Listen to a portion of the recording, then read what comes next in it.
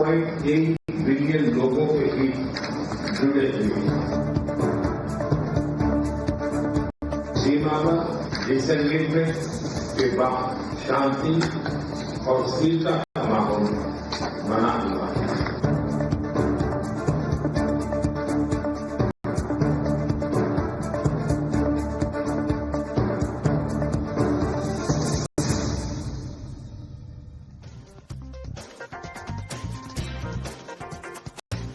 Hi there, welcome back to Easy Now. You're watching Market Cafe with me, Kanishka, Sarkar and Ankita Saxena. Well, it's a bright Monday morning and over the next 1 hour, we'll take you through all the global and domestic cues that you need to watch out for and also tell you about the stocks that you need to keep on your radar today. But Ankita, let's get tracking the biggest global story of the day. Now, a very significant meet coming in between Prime Minister Narendra Modi and his Chinese counterpart. Yes, absolutely.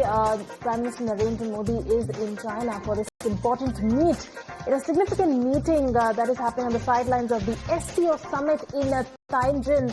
Prime Minister Narendra Modi and Chinese President Xi Jinping stressed that peace on the border is essential for strengthening bilateral ties and stabilizing the global economy. Modi underscored that India and China are development partners, not rivals, and their relations should be viewed through the lens of a third country. Both the leaders expressed satisfaction over troop disengagement along the line of control and pledged the pursuit of a fair and a mutual acceptable resolution. Now, Xi Jinping called the global situation fluid and chaotic and urged stronger India-China cooperation to defend multilateralism and promote a multipolar world. Well, let's go across and listen in to what PM Modi had to say about the India-China bilateral meet. सीमा पर disengagement के बाद शांति और स्थिरता का माहौल बना हुआ है। हमारे स्पेशल रिप्रेजेंटेटिव्स के बीच बॉर्डर मैनेजमेंट के संबंध में सहमति बनी। हमारे सहयोग से दोनों देशों के 2.8 बिलियन लोगों के बीच जुड़े हुए हैं। इससे पूरी मानवता के कल्याण का मार्ग भी प्रशस्त होगा। They both agreed that the two countries were primarily focused on their domestic development goals, and in this they were partners rather than rivals. It was also an element of consensus between them that a stable and amicable relationship between India and China can be to the benefit of the 2.8 billion people who live in the two countries. There was originally a proposal from the Chinese side for Mr. Tsai to host a banquet for the Prime Minister on behalf of President Xi Jinping. This was meant as a special gesture to show the importance attached by China to the visit of the Prime Minister, which was taking place after a hiatus of nearly 7 years. All right, so that's the word coming in from Vikram Mistry. But moving on, Times Network's correspondent Swati has been on the ground and tracking all the developments in China at the summit. Here's a report that she has filed. Let's take a look. So, of course, the focus of the SCO summit is going to be on the bilaterals, the negotiations, the trade talks, and most importantly, how are the leaders approaching the issue of tariff. But apart from that, there's a lot happening on the sidelines of the SCO summit at the media center. Here, right behind us, is the Science and Technology interactive display. And I am being told that here in this space, they can create my AI digital human. So if I record a piece here in English, the AI digital human would be able to broadcast that in Russian and Chinese language as well. Come, let me show you the space. So this is a space. This is where I stand. And I'll deliver a piece for just 30 seconds. Once that is processed, I am being told that my AI human digital would be able to broadcast that in Russian and Chinese, the two languages that I definitely cannot speak. So let's start. Hi, my name is Swati Joshi. I'm here in Tianjin to cover the SCO summit. It is a significant moment for India. The Prime Minister is visiting China after 7 years. All eyes are going to be on the bilateral between Prime Minister Narendra Modi and the Chinese President Xi Jinping. Apart from that, the Prime Minister is also going to have a bilateral with the Russian President Vladimir Putin, and our focus is going to be on the outcome, on the objective and the mutual concerns of the members. So now that I'm done with my piece, I'm being told that over there, this is going to be processed. Come, let's take a look. Let's take a look. Here are some systems that have been kept here, where my AI human digital avatar is going to be created, and then that avatar will deliver the same piece that I recorded in English in Russian and Chinese as well. 2025年上海合作组织峰会新闻中心已于8月28日正式启用，选址天津梅江国际会展中心2期 S2 展厅，总面积约12800平方米。新闻中心主视觉以渐变蓝为主色调。 整体规划为综合服务区、媒体公共工作区、新闻发布区、广播电视技术服务区等8个功能区域，为近3000名中外注册记者提供广播电视、新闻发布、峰会资讯、科技文化互动、餐饮、交通等全方位服务。 And then let's go across to my colleague Sumita Karir also for more perspective on what these comments mean for the future of India-China ties. Does this look like a reset of the strained relations? Let's go across and listen in to what she's gathering. Well, all eyes are on the Russia-India-China troika at the SCO summit, which in fact is going on at the moment. In fact, the elephant driving reset was seen yesterday in Tianjin, a show of a global South unity. Let's take a look at what all transpired yesterday when that bilateral meeting between Prime Minister Modi and President Xi Jinping happened.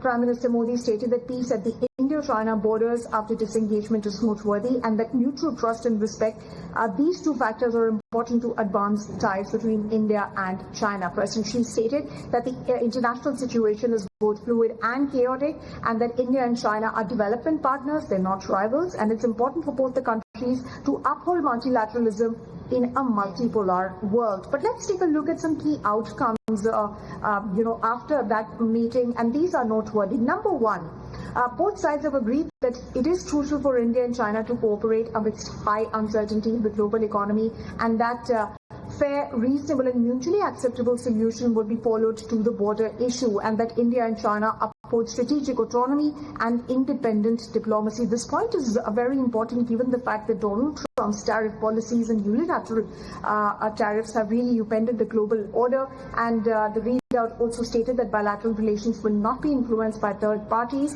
and the fact that it is important to expand bilateral trade and reduce trade deficit. Also mentioned in the India release shared by the Ministry of External Affairs was there is a need to expand common ground from terrorism. This is something that was missing in the Chinese readout. So there is a hope that perhaps it will find some mention in the declaration, in fact, in the concluding statement at the BRICS. In fact, just before the SCO, President Putin slammed the West ahead of SCO summit. He hailed BRICS over global issues, and he also hit out at the West for its discriminatory sanctions, which he stated they hinder socio-economic progress and development of BRICS members and the world at large. So interesting optics given the fact that the Prime Minister was given a red carpet welcome by China. He was also received by President Xi Jinping at the SCO summit, but it remains to be seen what the final communique at the SCO is going to be and whether it will be adopted at least by all three countries together.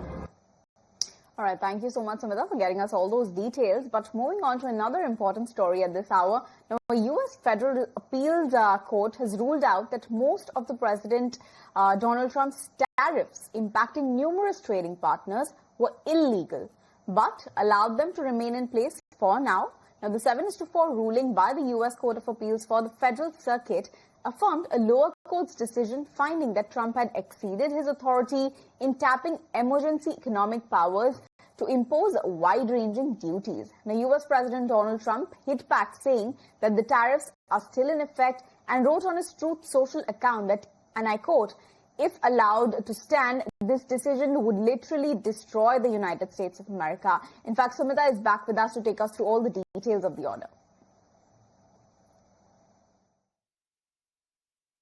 That's right. It's a big new and perhaps a big blow to Donald Trump's decision to impose sweeping tariffs on countries across the globe, as a federal appeal court has ruled that President Trump had no legal right to impose these tariffs. Of course, that rule that Trump wasn't legally allowed to declare national emergencies and impose import taxes in almost every country on earth. And that largely upholds a made decision by a specialized federal trade court in New York as well.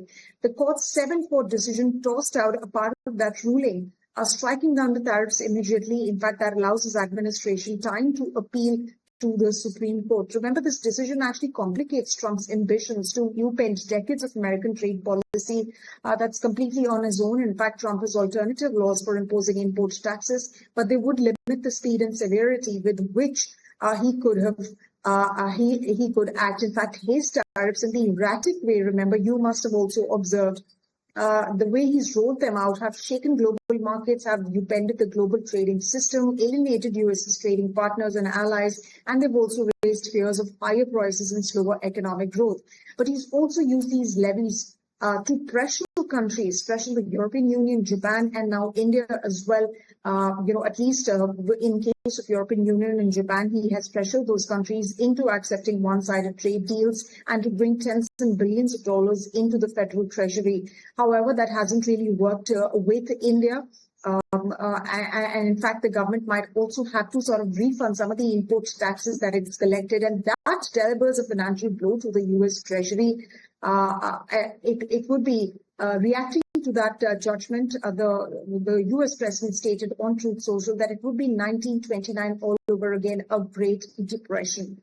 So a big setback, a big possible setback if the Supreme Court also upholds this decision by this appeals court. And well, here's what Jayan Das Gupta had to say on the court's ruling on the Trump tariffs. Let's go across and listen into that. The first thing which has been enunciated by the court is that though the International Economic Emergency Powers Act of 1977 provides a set of actions to the president of the U.S., raising the tariffs is not one of them. So that is a very important ruling. The second point is that these actions can also be taken only in case of a national emergency. And President Trump's invocation against a very large number of products and countries does not constitute a national emergency. So on these two counts, but basically that the president does not have the powers to impose tariffs or taxes without congressional approval. That is the key finding or ruling of the court. So what the court has allowed, and President Trump has also used it to his advantage, is that they have allowed the tariffs to remain in place for the U.S. administration to appeal to the Supreme Court.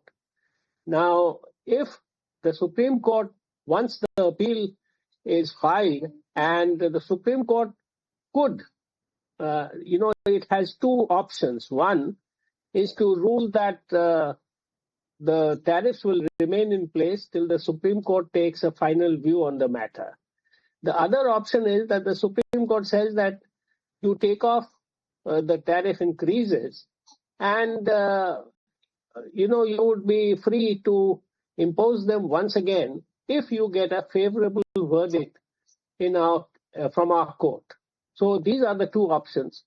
In all likelihood, the Supreme Court would perhaps allow the tariffs to remain in place till the appeal is finally disposed of by it.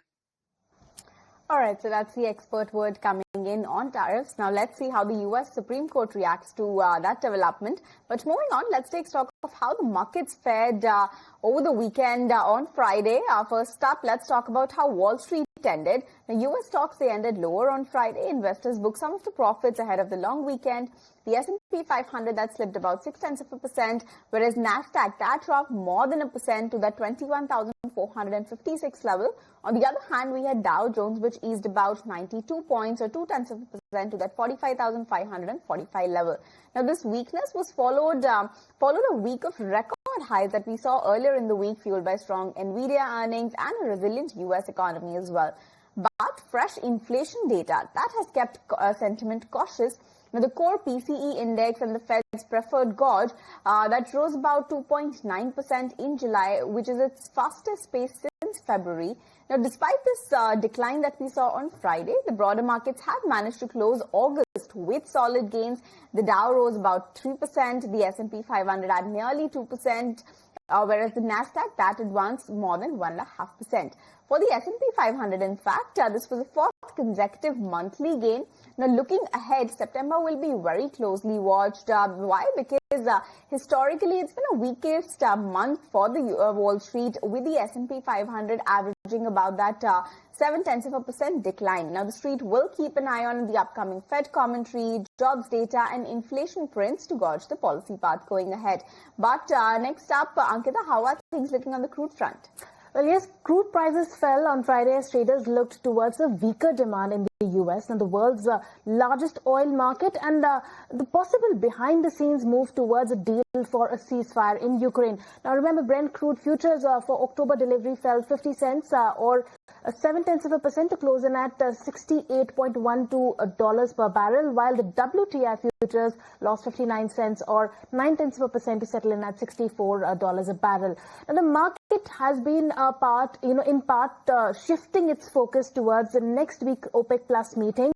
And also, a couple of things to watch out for is that the crude output has increased from the organization of the petroleum exporting countries and its allies known as the OPEC Plus, and as the group has accelerated the output hikes to regain market share, raising the supply outlook and weighing on the global oil prices. But those increases have not made their way into the U.S. market, where the summer driving season ends with Monday Labor Day holiday, raising fears about lower demand in the U.S. And on the back of that, we do see the oil prices moderating a bit. All right, so a little bit of moderation coming in for oil prices. But on that note, we'll take a very short break. Be right back with more news and updates coming up on the other side.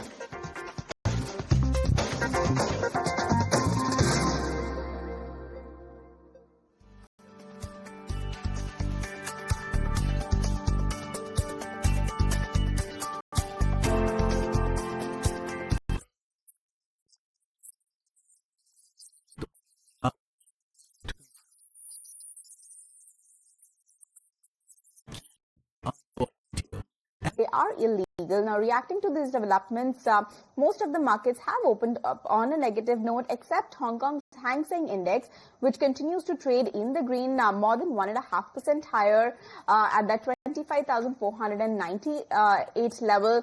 Apart from that, all other markets, S&P, ASX 200, that continues to trade in the red, about 0.4% lower at that 8,934 level. On the other hand, we have South Korea's Kospi Index, which is also in focus. It's down about 0.3% as we speak at that 3,175 level. On the other hand, Japan's Nikkei, that has opened up. That is the one that's leading losses. It's down about nearly 2% at that 41,907 level. On the other hand, there's China's Shanghai Index, which is trading just about flat, but on the positive side, up about 0.1% at that 3,862 odd level. It's a very key thing to watch today, because we've had the India and China SEO summit. On the sidelines of that SEO summit, we've had India and China had their bilateral talks, and that's the reason why these markets are in focus, and Asian markets are also reacting to these developments. If we talk about how the Nifty is expected to open, well, it's a positive start is what we are expecting. The Nifty did manage to close at that 24,426 level, near the day's low on Friday, but as of now we are expecting an uptick of just about 41 points. A muted start, but on the positive side is what the Nifty implied open suggests as of now. All right, the positive start is what Nifty the GIFT Nifty is suggesting, an uptick of 41 points, 0.1% coming in very marginally in the green though. But let's take stock of how the market shaped up on Friday. Now remember, this is a fresh month that we are starting today on a fresh note, 1st of September. But how did the markets fare last month, in the month of August? Well, Nifty, as far as the week is concerned, Nifty snapped its two-week gaining streak. It was mainly dragged by Shriram Finance and M&M. It had fallen for the third straight day. Nifty Bank also declined for the fifth straight day. In fact, Nifty also registered its biggest weekly loss on Friday since April 2025. Also, the mid-cap and the small-cap snapped two-week gaining streak. Mid and small caps shed past a two-week gaining streak, closing below the 14-week low. We also had a mid-cap index that registered the biggest weekly decline since February 2025. Also, all major sectoral indices closed in the red except for Nifty FMCG. Nifty FMCG was the top sectoral gainer that advanced for the second consecutive week, mainly led by Britannia and ITC. We also had Nifty Realty that was on the losing side. In fact, that was the top sectoral loser that was down over 4% for the week, snapping two-week gaining streak led by Anantraj and Lodha that were leading the losses. The PSU banking names also declined for the second consecutive week. That was led by Union Bank and Canara Bank.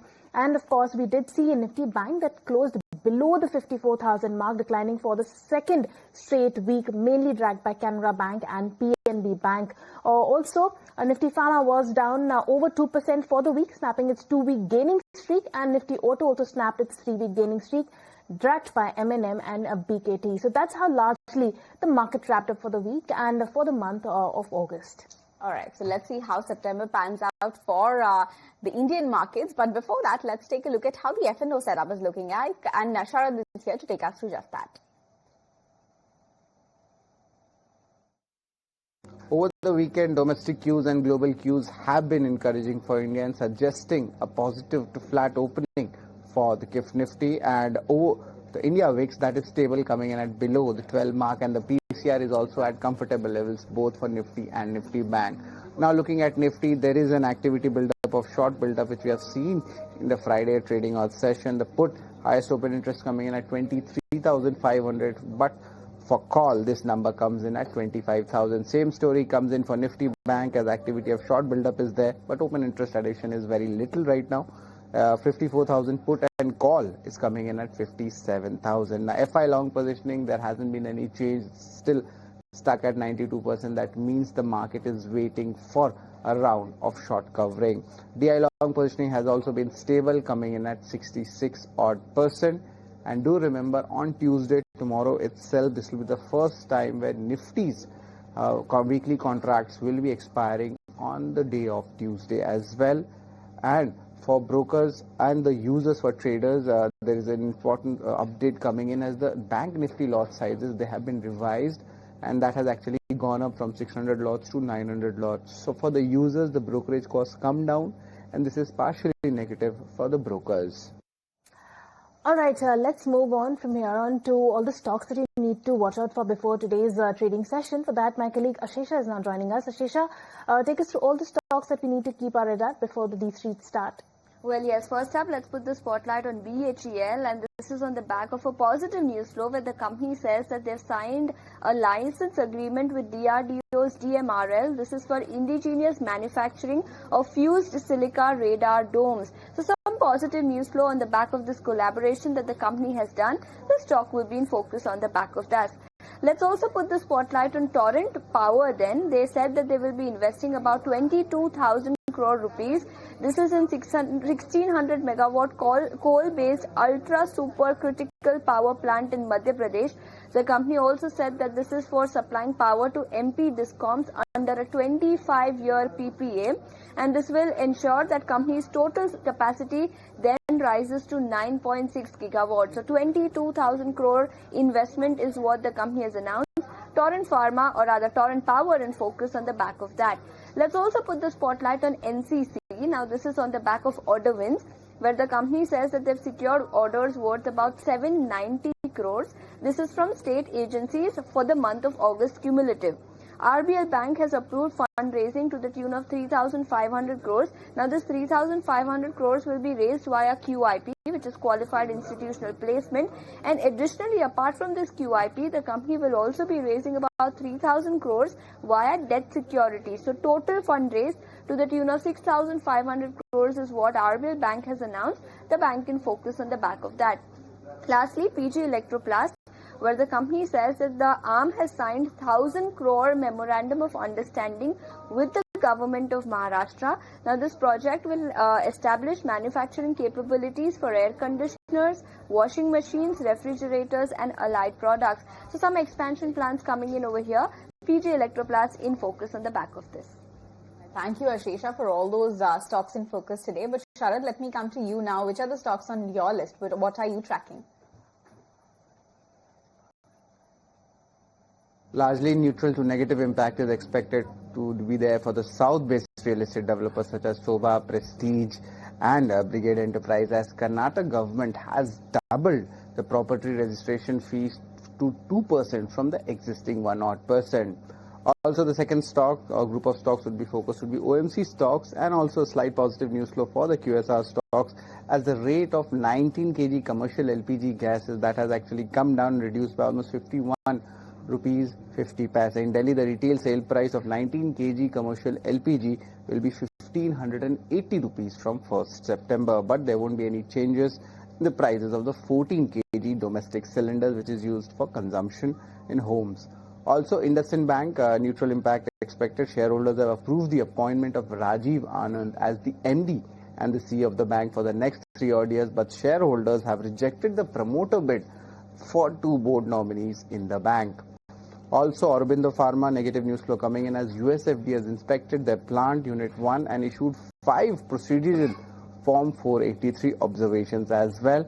And even Adani Power would be in focus as a positive news flow coming in, as they have got MP Madhya Pradesh power contract for 800 megawatts supply from Anupur thermal plant, which will be executed in the next 54 odd months. And the company has recently won an arbitration award as well. All right. So those are the stocks that you need to keep on our radar before the start of D Street. But a couple of cues also to watch out for as far as India is concerned. From India, we have the HSBC manufacturing PMI number that will be coming out. And also remember, this is the 1st of September. So we will have the auto sales data also for the month of August that will start trickling in from today. We also have on the global front a couple of things for the US markets. Of course, it is closed on the back of the Labor Day holiday. We also have the UK that will see the S&P Global Manufacturing PMI numbers that will be coming out. For Eurozone, we have the HCOB manufacturing PMI numbers and the unemployment data that will be coming out from Eurozone. From Japan, we have the S&P Global Manufacturing PMI numbers that will be coming out from Japan. As far as the corporate action is concerned, then the stocks that will be trading ex-dividend will be Aluvis Life Sciences, Triveni Turbine and Triveni Engineering. And the last day to buy shares to be eligible for dividend is Deepak Fertilizers, Gabriel India and GNFC. So it's the last day to buy the shares for these companies to be eligible for the dividend. And we have a couple of AGMs, PCBL Chemicals, JK Paper that will be holding their AGMs, and the lock-in period for Premier Engineering ends today. So this is the last day. The lock-in period for Premier Energies, I beg your pardon, ends as of today. So these are a couple of cues that you need to watch out for in today's trading session. Absolutely. Lots of cues to watch out for today. But before that, let's take a quick break and be right back with more news and updates on the other side.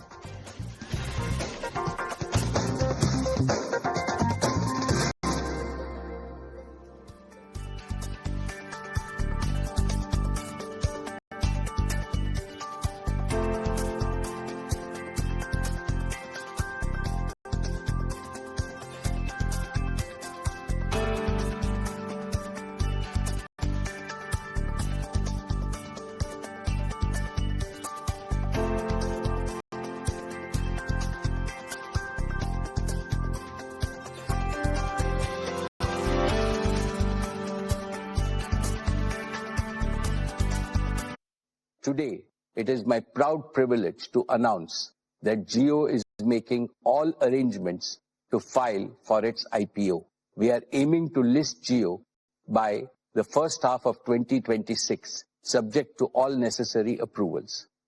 I assure you that this will demonstrate that Jio is capable of creating the same quantum of value as our global counterparts. I am sure that it will be a very attractive opportunity for all investors. But the best of Reliance is yet to come. In 2022, I made a promise that we will double Reliance by the end of our golden decade in 2028. At that time, our EBITDA was about 1.25 lakh crores. I reiterate that Reliance will more than double its EBITDA by the end of its golden decade in 2027. And while addressing at the RIL AGM, Isha Ambani also said that they are confident of a 20% CAGR in retail revenues over the next 3 years. Let's go across and listen in.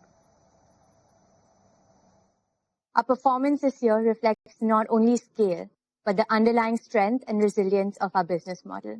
We are confident of delivering 20% plus CAGR in retail revenues over the next 3 years.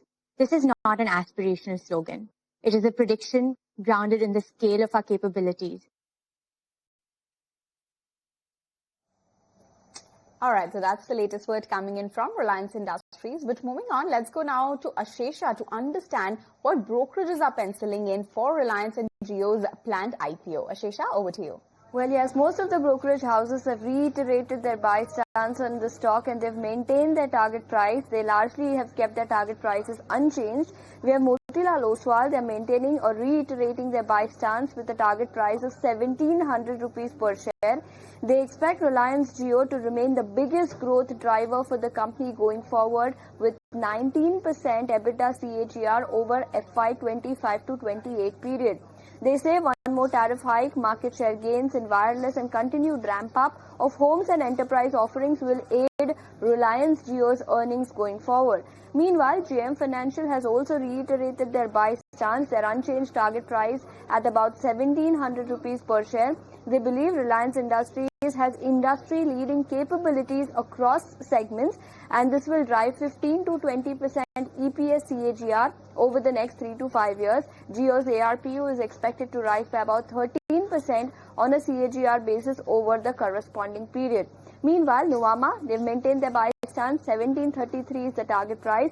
They say Jio may attract higher value, but Reliance's shareholders may not benefit because of holding company valuation discount that the company may grow through if at all Reliance Jio gets listed separately. Antique has also reiterated their buy stance. 1640 is their target price. They say they are constructive on the earnings growth outlook going forward.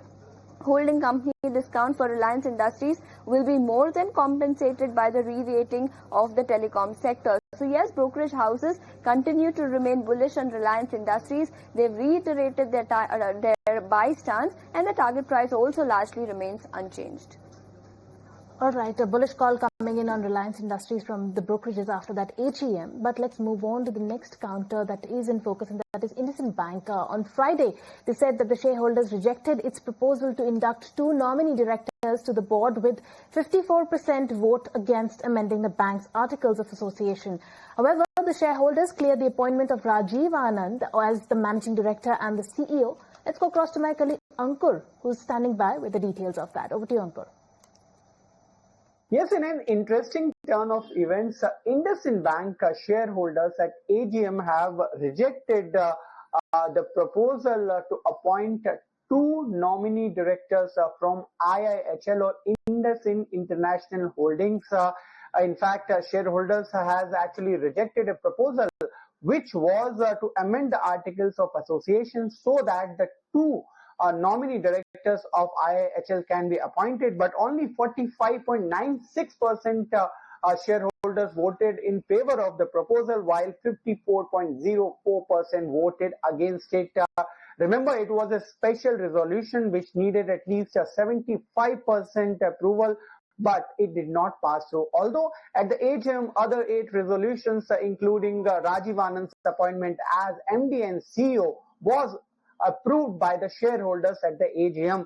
IIHL has also released a statement on the same and mentioned that the proposal had Reserve Bank of India as well as board approval, but it did not pass through the muster of few of the shareholders because proxy advisors raised concern, and the issue actually stemmed from misinterpretation as per IIHL.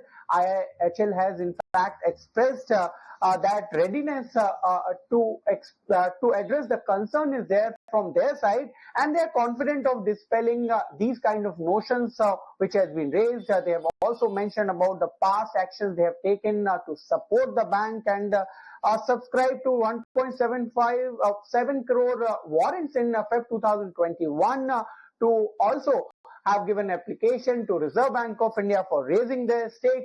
But all in all, for now, the shareholders have blocked the entry of two nominee directors of IHL. Absolutely. In fact, IndusInd Bank is one of the stocks you need to watch out for in today's trading session on the back of that. But let's move on to the numbers on India's GDP. Now, Indian economy grew by 7.8% in April to June, the highest in 5 quarters before the disruptive US tariffs were imposed. The GDP growth in the first quarter of the ongoing fiscal year was mainly due to the good show by the farm sector as per the government data. India remains the fastest growing major economy as China's GDP growth in the quarter of April to June period was 5.2%. So that is where India's growth stands at. But let's go across let's take a look at what the brokerages have to say, their outlook on India's quarter 1 GDP. For all those details, my colleague Varun is standing by. Varun, take us through what do the brokerages have to say about India's GDP numbers. Definitely. So if you look at India's GDP number, majority of the economists are actually surprised by the numbers that has come for the quarter 1 of FY26. It has come at around 7.8%. Street was expecting the number to come at around 6.4% to 6.7%, and the highest estimate on the street was actually 7.1%. Now the brokerages say that the big surprise that has actually come from the manufacturing sector, from the agriculture sector, and also from the services sector. If you look, the nominal GDP that saw actually a drop as that was expected, but the overall growth in the real GDP was because of the GDP deflator that has come at actually 6 years low. Also, if you look, brokers are saying that the overall government spending has seen an increase and the growth has been around 7.4%.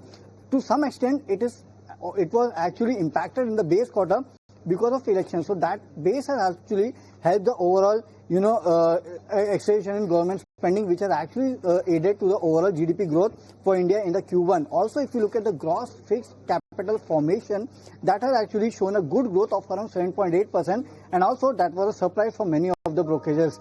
Now, also if you look at the private consumption, that has shown a good growth. There was weakness in export. It was up by around 6.3% versus 8.3% in the Q1 of FY25. Also, there was a surprise in the GVA because the gap between the GDP and the GVA, which had actually increased to around 0.4, 0.6 percentage point, that is around 40 to 60 basis point, that has now been reduced to around 20 basis point. And it was the manufacturing and actually services sector which has actually helped the overall, GVA numbers as well. So it's a big positive surprise coming on the front of GDP. Majority of the brokerage houses are expecting that the impact of the GST and also US tariff will come in the coming quarters, and that's the reason some of them have not changed their estimate for FY26, but yes, some are really expecting that going ahead you might see some more impact on the GDP numbers, and that's the reason they might change their estimates going ahead. Alright, so tariffs may have some impact on the GDP numbers going forward, but on that note, we'll take a very short break. Be right back with more news and updates coming up on the other side.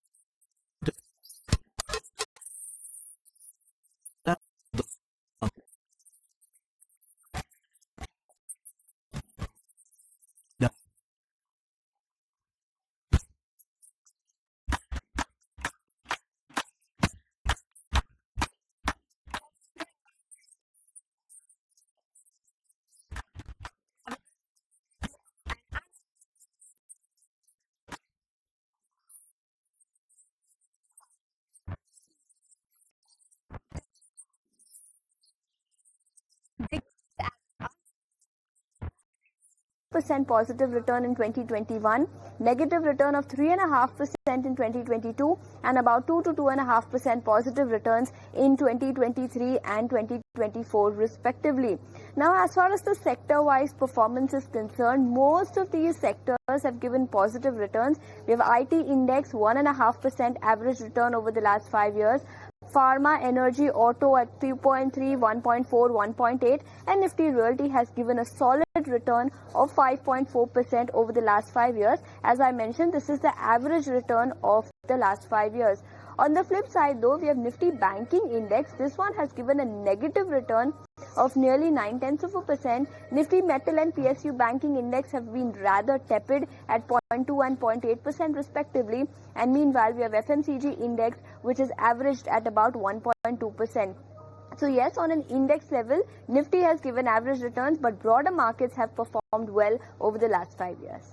All right, thanks Shesha for taking us through all those details. But like we said, it's that time of the month again where we wait for the monthly auto sales data. And this time around, according to Nuvama estimates, it's going to be a mixed bag. Srishti is here with all the expectations as the street is penciling in. Srishti, over to you. Well, yes, when it comes to the month of August and the auto sales expectation there, it's turning out to be a very interesting month, because do remember, the first half of the August month was as traditional as it could be. The business was going as usual, but in the second half and on 15th of August, we had that announcement coming in from Prime Minister Modi talking about the Diwali surprise, the bonanza on GST, and that actually impacted a whole host of sectors. But for the month of August, some of these segments, be it from the two-wheelers, tractors, they are expected to do better versus what commercial vehicle and passenger vehicle performance could be. And here are the expectations. Firstly, let's talk about the two-wheeler segment. So the early festive season, because a lot of these consumers actually pre-book their vehicles for Ganesh Chaturthi and Onam, and because of that, we have seen this sector doing very well. Commercial vehicle, a favorable base, and the pickup in the infra projects did help the sales figure. Passenger vehicle, postponement of the purchases was actually seen and impacting the footfall over there, while the inquiries are still on, but the consumers are seen to be delaying their purchases. And lastly, the tractor segment, because it has a lot of these rural play into effect, where the knowledge on the GST is a little limited versus the urban metros. Because of that, we are seeing that even the tractor demand did held up. Talking about the numbers from the passenger vehicle side, not much is expected, because on a month-on-month basis, be it Tata Motors, Maruti, M&M, Hyundai, all these companies are expected to post absolutely flat number, while a marginal decline for M&M is what we are expecting. From the commercial vehicle side, there too, on a month-on-month basis, not much is expected. But two-wheelers, there the action could be, and especially for the likes of Eicher Motors, Royal Enfield. Because of the premium offerings, there was a concern that whether or not it's going to fall with the rest of the GST slab, which is likely, or rather the expectation is around 18%, or rather it can go into that luxury category. And because of that, Eicher Motors, Royal Enfield has actually seen a very good jump up. So is the case for Hero MotoCorp, a 22% jump in their sales overall is what we are expecting. Even for TVS Motors and Bajaj Auto, we are expecting a number to be in the green on a month-on-month figures, while of course the YOY sales data is expected to do bode well. And lastly, on the tractor division, the sentiment on ground appears to be quite robust, and that is expected to reflect onto the numbers. M&M tractor 24,200 is what we are expecting, while for Escort 7,000 is the expectation of Nuvama. So that's the estimate coming in from the auto sales data this time around. All eyes on that. All right, a mixed bag coming in. We will wait and watch out and get you all the details of the numbers as and when they trickle in. But for now, it's a wrap on this edition of Market Cafe. Kanishka and I will take a leave, but don't go anywhere. The market is coming up next.